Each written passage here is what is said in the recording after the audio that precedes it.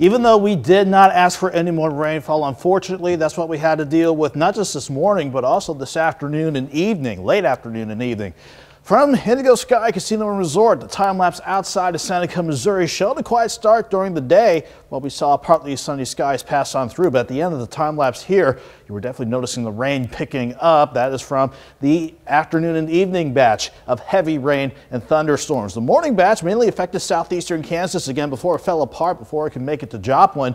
But throughout the course of the evening, I've been keeping an eye on our southern counties because right along the stationary front, there we go with more heavy rain and thunderstorms training over areas that have already seen too much rain just within the past few days alone. So far, radar estimates suggest over 3/4 of an inch of rain for the entire area alone. But we zoom in where these amounts range between 1 and 4 inches. May not seem much compared to yesterday, but this is causing additional problems. For example, a foot deep. That's how deep the water is at US 60 in Maine and Granby, so street flooding going on there and trying to leave some cars stranded as well. Highway 86 between Harrison and Elm in Stark City, that is flooded due to all the heavy rainfall just within 4 to 5 hours. And not only are we seeing flooding in parts of Rocky Comfort around Newton near the Indian Creek tributary, we also have flooding at Maine and Mill, 3 to 4 inches deep in downtown Rocky Comfort. So if you can, avoid these areas because they are definitely under flash flood warnings until 2:45 at the latest. And that's on top of flash flood watches still in effect for northeast Oklahoma and northwest Arkansas until 1 o'clock tomorrow afternoon.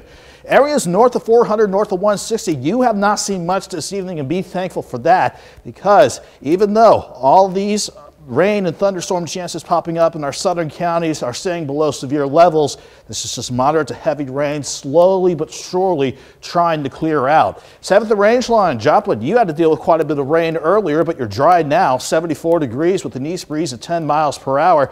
Most of us are in the mid-70s right now, and the humidity for some will make it still feel like the upper 70s to near 80 at the top of the hour.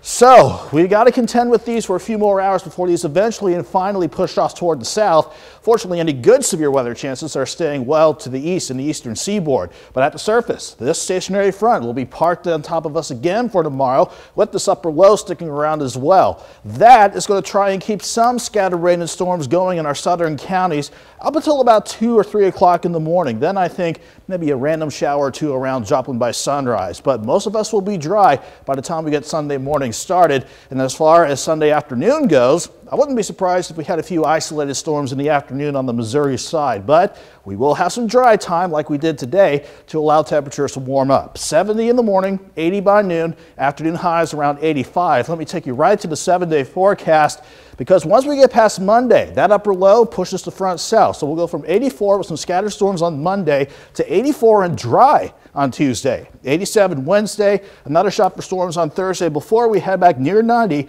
as we head toward the coming weekend. Mike?